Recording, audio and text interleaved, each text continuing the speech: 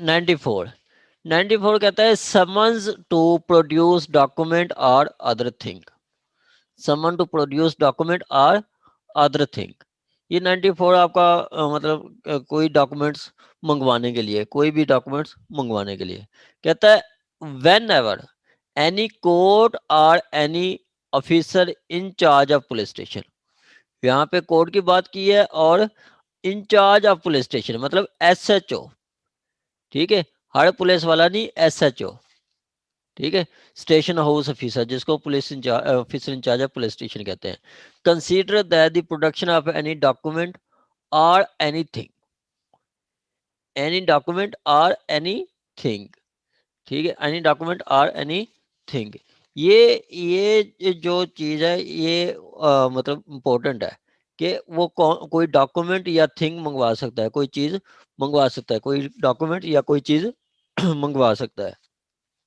अच्छा, कोई any document और एनीथिंग को एक्सप्लेन किया गया है, वो एक साइटेशन थी उसमें ये एक्सप्लेन किया गया कि document or thing means seems to be confined in any property forming subject of charge pending before court or having direct connection with offense under investigation or inquiry। Simply वो कह रहा है कि डॉक्यूमेंट और things means any property having direct connection with offence, any property having direct connection with offence under investigation और inquiry. कोई document या कोई चीज जिसका डायरेक्ट कनेक्शन हो ऑफेंस से, कोई डॉक्यूमेंट या कनेक्शन हो ऑफेंस से। अब कोर्ट कोई डॉक्यूमेंट मंगवाएगी तो जरूर उसका कोई कनेक्शन ऑफेंस से कनेक्शन होना चाहिए। किसी FIR में कोई कोर्ट कोई डॉक्यूमेंट मंगवाती है, ठीक है, या कोई मतलब कोई चीज मंगवाती है, मतलब जैसे रिकवरी हुई है पिस्टल मंगवा लिया, ठीक है, या कोई CNS से मतलब नार्कोटिक का पर्चा हुआ तो कोर्ट ने आपसे वो पैकेट मंगवा लिया, कोई फीड मंगा ली कि कौन सी थी, ठीक है, या कोई और आपसे कोई मतलब ऐसा कोई मामला है, कोई पार्चात मंगवा लेती है कोर्ट, या और कोई डॉक्यूमेंट रेलिवेंट मंगवा लेती है, तो वो उस वक्त मंगवाएगी जब उस थिंग और डॉक्यूमेंट का डायरेक्ट कनेक्शन हो विद ऑफेंस से, डायरेक्ट कनेक्शन हो विद ऑफेंस से, ये बात कर रहे हैं। कहता है अब हम वो इस पे आ जाते हैं। कहते हैं the production of any document और एनीथिंग इन नेसेसरी और desirable for the purpose of investigation inquiry और ट्रायल। अब ये तीनों चीजें बात कर रहे हैं, ये आपने ये चीजें रखनी होती है। अच्छा, इन्वेस्टिगेशन, इंक्वायरी और ट्रायल और अदर प्रोसीडिंग, ये चार चीजें हैं। इन्वेस्टिगेशन, इंक्वायरी, ट्रायल और other proceeding under this code by और बिफोर सच कोर्ट और ऑफिसर, ठीक है। अब ये किसी कोर्ट को चाहिए है या किसी ऑफिसर को चाहिए है, इन्वेस्टिगेशन में, इंक्वायरी में, ट्रायल में या किसी दूसरी प्रोसीडिंग में। सच कोर्ट में issue summon and such officer में रिटन ऑर्डर। अब यहाँ पे आप थोड़ा फर्क देखें, कोर्ट क्या करती है, कोर्ट समन करती है, कोर्ट समन तक करती है, और आपकी जो दूसरा पुलिस है वो क्या करती है, वो ऑर्डर करती है, वो ऑर्डर करती है। आपने देखा होगा कि वो जो 160 की मतलब 160 का जो नोटिस आता है उसमें लिखा होता है हुक्मनामा तलबी, हुक्मनामा तलबी, ये 160 के तहत वो डॉक्यूमेंट मंगवाता है आपका आईओ 160 के साथ डॉक्यूमेंट बनता है। कोर्ट मंगवा करती है तो समन करती है, और आपका पुलिस ऑफिसर करता है तो वो रिटर्न ऑर्डर करता है। यही चीजें आपने डिफ्रेंशिएट करनी है, ठीक है, ये चीजें, ठीक है। To the person in whose possession or power such document or thing is believed to be requiring him to attend and produce it or to produce it at any time place stated in summon or order, stated in summon in order।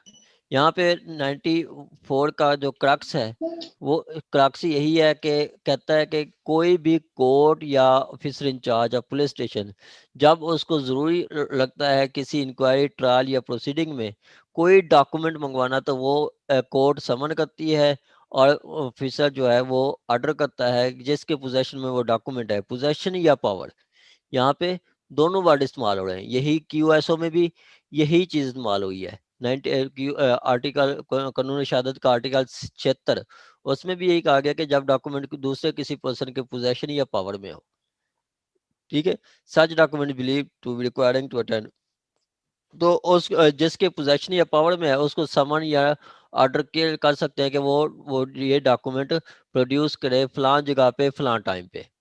मतलब यासिन मौल साहब की court में 9 बजे 12/1/2021 9 बजे वो पेश करे, ये इस तरह का एक समन होता है।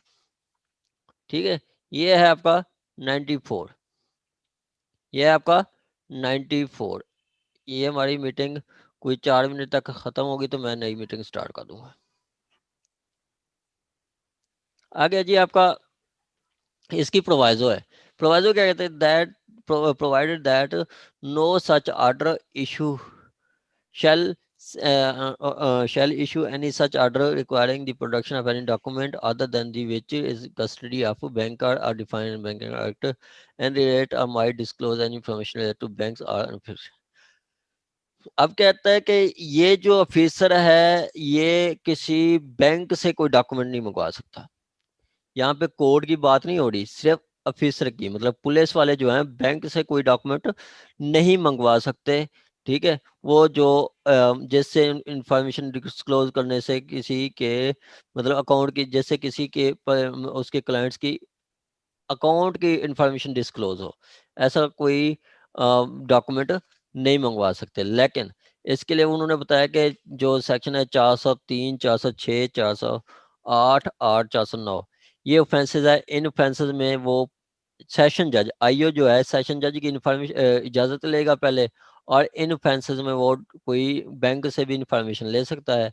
इसके अलावा बाकी कोई ऑफेंसेस हैं, 302 है, 304 4 है, मतलब 380 है, 376 है।